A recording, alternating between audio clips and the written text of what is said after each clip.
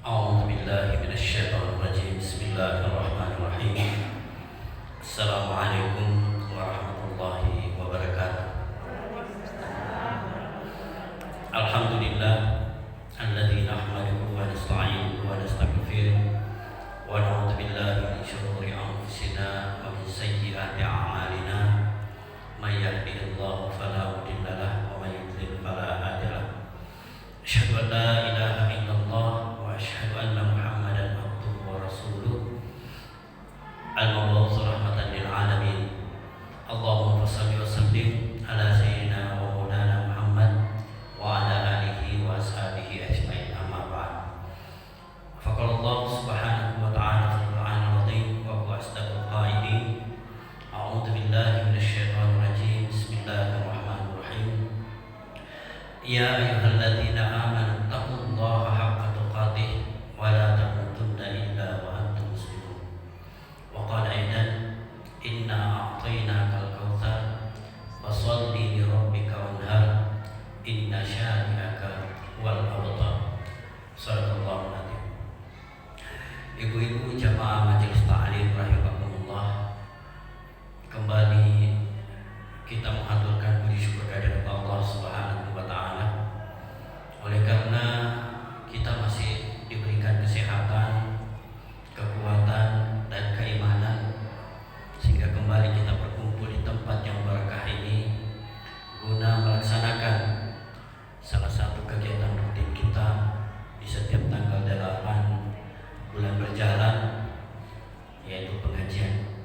Dan mudah-mudahan kehadiran kita ini Allah senantiasa menghitungnya sebagai ibadah dan dilipat gandakan pahalanya. Amin ya rabbal alamin.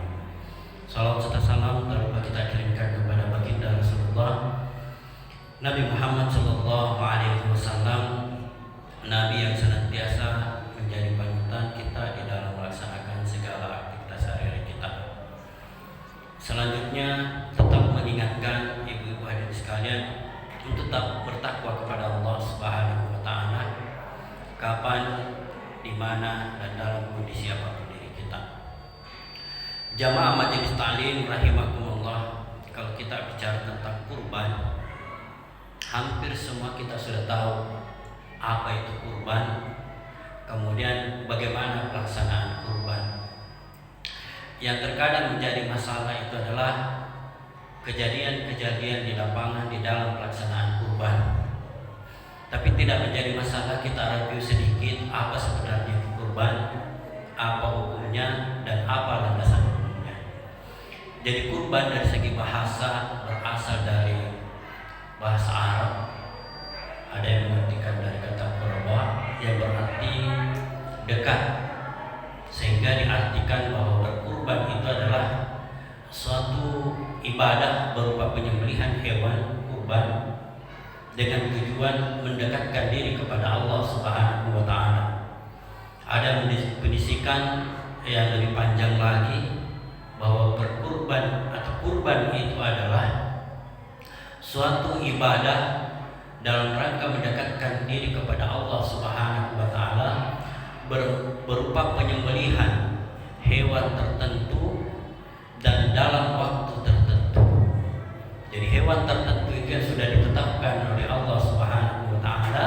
Kemudian waktu-waktu tertentu yang dimaksud di situ adalah pada hari raya Idul Adha, di waktu duha, mulai dari waktu duha tanggal 10 Zulhijjah, kemudian ditambah 3 hari tasyrik tanggal 11, 12 dan 13 Zulhijjah sebelum masuk waktu maghrib. Nah, ibu hadirin sekalian, sekarang untuk pelaksanaan Idul Adha, karena kemarin itu masuknya Ramadan terjadi khilafiyah, ada tanggal 1, ada tanggal 2, tapi lebaran kita alhamdulillah di Idul Fitri itu bersamaan. Dan Idul Adha itu kemungkinan lagi ada perbedaan. Ada perbedaan pandangan di kalangan para ulama terkait dengan masuknya. Nah, olehnya itu, bagaimana kita menyikapi perbedaan ini? Intinya adalah kita tidak perlu persoalkan karena masing-masing punya landasan yang kuat. Ya, kita jangan membawa-bawa lari kepada perkara politik. Itu yang pertama. Kemudian yang kedua, apa landasan dasar hukum daripada kurban itu? Itu yang pertama, di dalam surah Al-Kautsar Allah Subhanahu wa taala berfirman, A'udzubillahi minasyaitonirrajim. Bismillahirrahmanirrahim. Inna a'tainakal kautsar fasholli li rabbika wanhar inna syani'aka wal abtar. Ini adalah merupakan salah satu surah yang pendek. Sesungguhnya kami telah memberikan kalian nikmat yang banyak.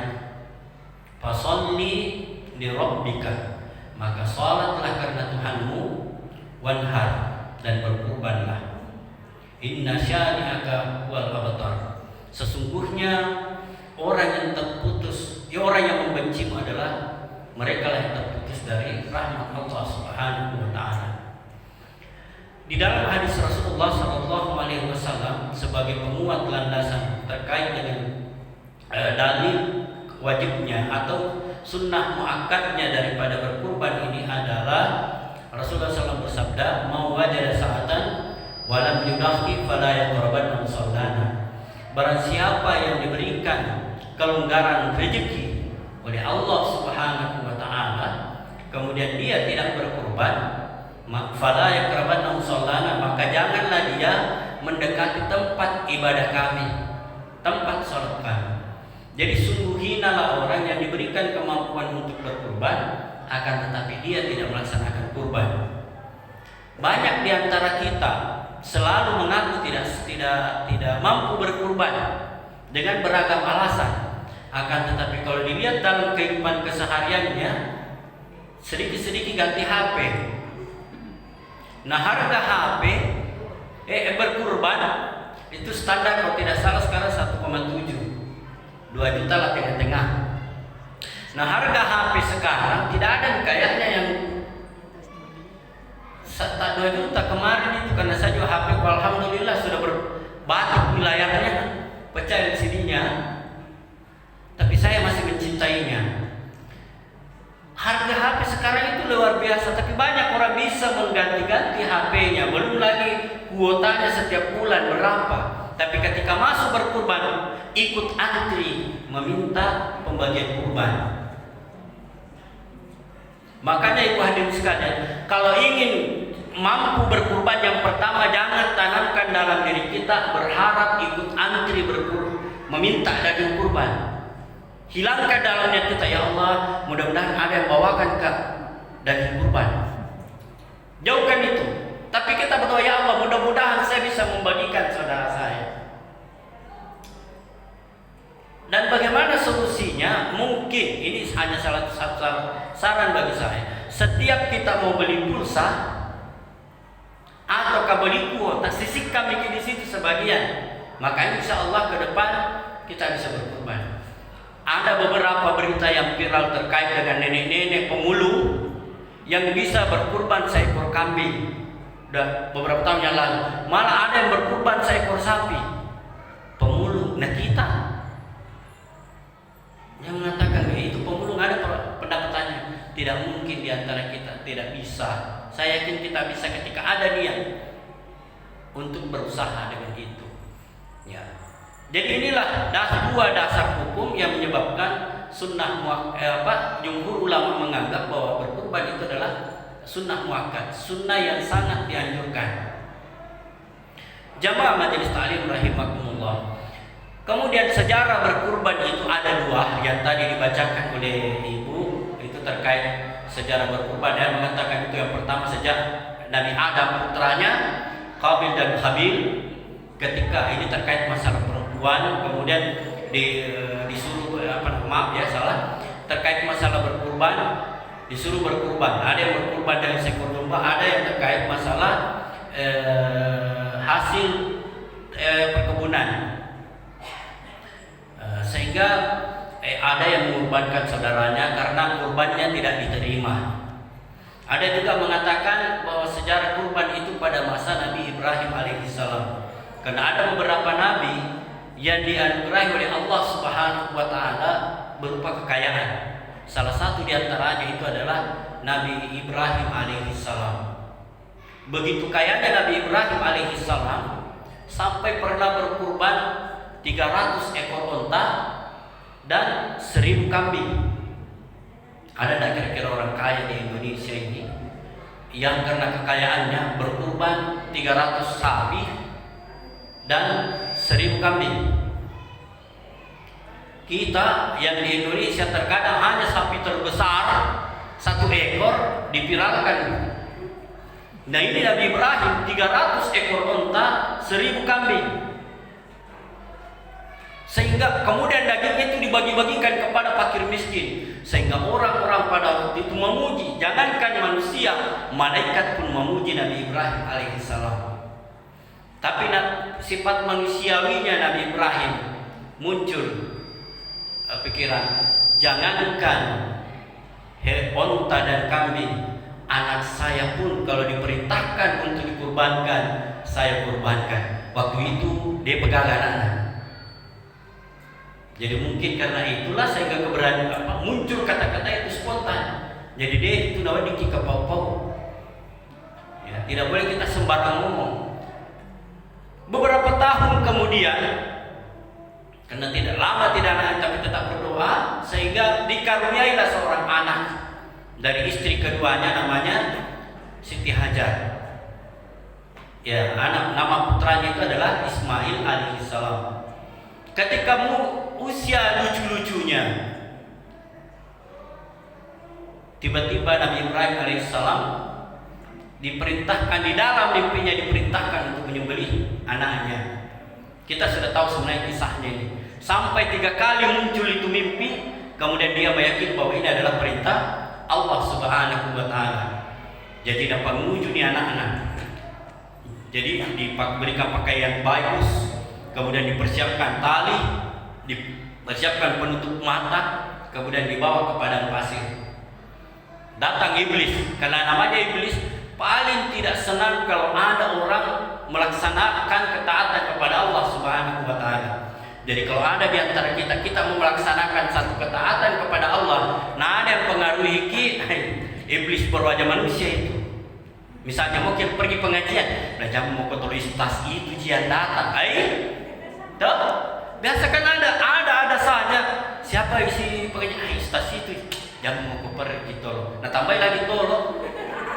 Ya kan ingat Bu, ketika ada orang bilang jangan mau tolong, berarti kita sebenarnya tolong. Betul? Jangan mau tolong.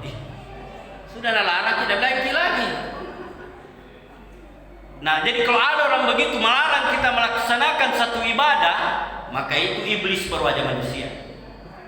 Ya, datang iblis kepada Nabi Ibrahim. Wahai Ibrahim, mau kemana? Saya bilang, saya mau sembelih anak saya. Kenapa melakukan ini? Perintah Allah Subhanahu wa Ta'ala. Wahai Ibrahim, berpuluh-puluh tahun kau tunggu seorang anak. Lucu-lucunya masa kau mau sembelih? Tuhan itu iri sama kamu. Bayangkan. Tapi tetap Nabi Ibrahim teguh pada pendiriannya. Iblis mendatangi istrinya. Biasanya kan perempuan itu hatinya cepat luluh.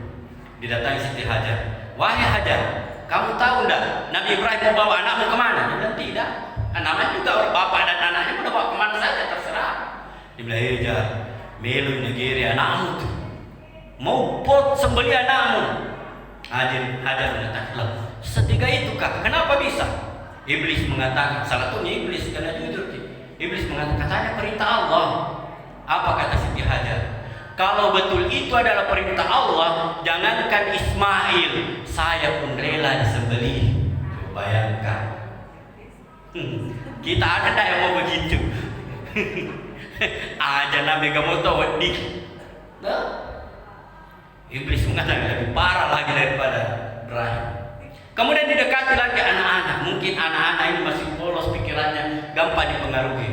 Dan bisik lagi, didatangi Ismail. Wahai Ismail, kamu tahu mau dibawa kemana? Bilang tidak, saya hanya patuh kepada ayah saya. Wahai Ismail, mau kau sembelih bapakmu. Ini bahasa kita di sini. Masa setega itu? Iblis mengatakan, katanya itu perintah Allah. Apa kata Ismail? Karena ini adalah, kalau memang betul itu adalah perintah Allah, saya ikhlas lahir dan batin. Coba kalau anak kita sekarang, baik, nah suruh kapung Allah Ta'ala gere kok. Apa katanya kita mau tua. Tua mati, saya kan masih muda. Coba bayangkan. Ini kemudian karena Ibrahim beserta keluarganya tetap taat kepada Allah Subhanahu wa Ta'ala, dan Allah melihat ketaatan mereka sehingga Allah menggantikan Nabi Ismail alaihissalam dengan seekor kibas yang gemuk. Disitulah sejarah penyembelihan hewan kurban. Nah, bagaimana dengan sekarang? Pada masa Nabi Ibrahim alaihissalam, penyembelihan hewan, jangankan hewan, anaknya saja bisa mau disembelih karena perintah Allah, apalagi kalau hanya harta benda. Nah, kembali kepada kita. Dan sembelihan hewan kurban itulah apa yang dilihat. La yanalallahu luhumaha wala dimauha. Allah tidak melihat darah dan dagingnya.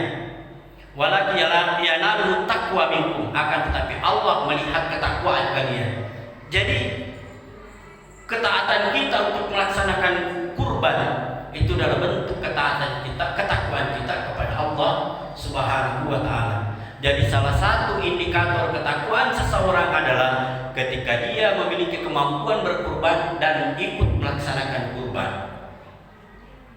Jamaah majelis rahimakumullah.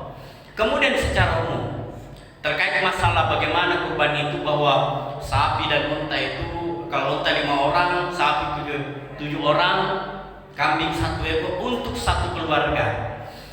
Ada beberapa kekeliruan pemahaman terkait dengan kurban. Yang pertama, ada orang biasa berkurban suami istri, ya kan?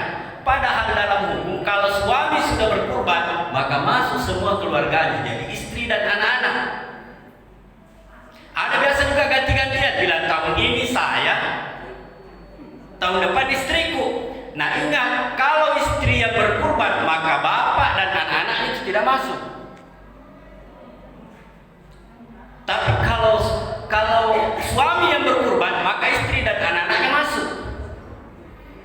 Ada tuh biasa itu tidak bentuk. Nah saya banyak waktu di situ. Misalnya tuh kita tuh berusaha bersama. Masa namanya bapak? Kalau bapak masuk, ibu juga masuk. Tapi kalau kita egois, pokoknya saya, berarti kita dia dapat pahalanya, bapak dan anak-anak tidak dapat. Itu masalah pertama di lapangan. Masalah yang kedua adalah terkait dengan upah kurban. Misalnya di dalam penyembelihan hewan kurban itu, biasakan ada yang kerja itu, ada yang menyembelih, ada yang menguliti dan memisahkan. Ada sebahagian orang itu kan kulit masih milik ke-7 orang ini. Jadi haram hukumnya dijadikan upah. Misalnya, ini kan kulitnya tidak dimakan, gitu. Kasih nih upahnya itu tukang sembelih.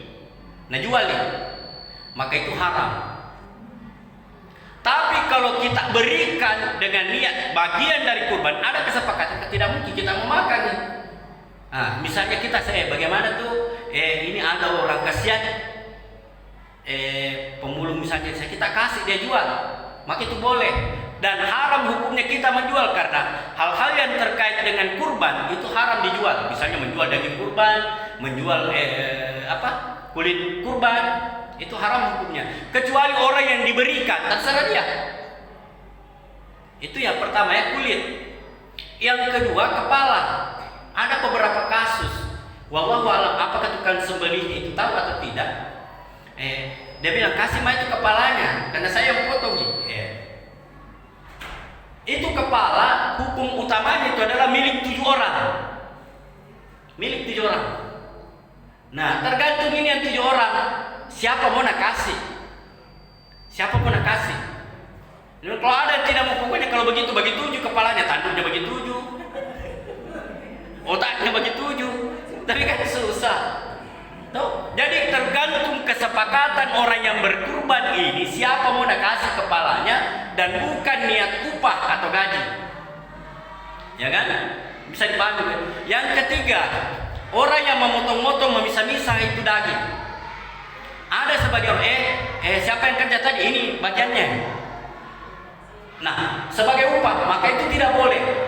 Kalau misalnya kita mau kasih daging itu yang kerja, bukan diniatkan sebagai upah, akan tetapi diniatkan sebagai pemberian atau bahagian daripada pemberian kurban. Nah, bagaimana misalnya terkait dengan menyembelih dan terkait dengan orang yang mengulitnya dan memisahkan? Bagaimana cara memberikan upah? Caranya adalah kasih lebih pembayaran kurban tak. Taruhlah misalnya pembayaran kurban 1.700.000. Kita jadikan 1.800.000, 100-nya itu sebagai upah nantinya orang yang kerja semua. Seperti itu. Intinya tidak boleh dijadikan upah bahagian-bahagian daripada kurban itu sendiri.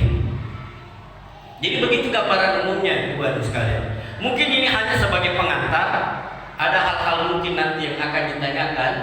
Ini juga terakhir terkait dengan misalnya masjid, pengurus masjid kan mengumpul kurban. Ada sebagian pengurus masjid nah tentukan memang nih bahwa 3 kilo saja dikasih yang berkurban. Sisanya pokoknya simpan di masjid, tidak boleh ambil lebih. Tidak boleh seperti itu. Bisa saja yang berkurban ini mau ambil semua karena banyak orang yang kasih. Jadi dikasih pilihan orang. Kita mau bawa semua kurban ataukah kita mau titip di masjid. Kalau saya secara pribadi, karena banyak orang kenal mau kasih, saya kasih semua. Nanti saya bagikan. Itu lebih bagus. Tapi kalau misalnya kita tidak mau pusing, yang penting saya berkurban. Kasih mas sebahagian. Dagingnya sisanya itu terserah pengurus masjid. Dipercaya juga pengurus masjid, pasti dia tahu siapa yang layak. Tapi alangkah bagusnya kalau menurut saya ya, kita yang ambil penyata, kemudian siapa-siapa yang perlu dikasih. Dan saya kira kita sudah tahu siapa-siapa yang paling utama diberikan. Yang pertama adalah keluarga terdekat dan tetangga terdekat, karena dia yang tahu susah kita, senang kita. Saya kira di pengantar lebih dan kurang mau dimaafkan dengan kesimpulan yang pertama, kurban itu adalah salah satu ibadah dengan tujuan mendekatkan diri kepada Allah Subhanahu wa taala. Kemudian yang kedua, hukumnya itu sunnah muakkad dan dasar hukumnya itu adalah surah Al-Kautsar dan hadis Rasulullah sallallahu alaihi wasallam. Kemudian hal-hal yang terkait dengan permasalahan di lapangan mudah-mudahan kita bisa hindari. Ya, misalnya menjadikan upah bahagian dari kurban itu. Lebih dan kurang dimaafkan. Wallahu muwaffiq ila aqwamit thoriq. Assalamualaikum warahmatullahi wabarakatuh.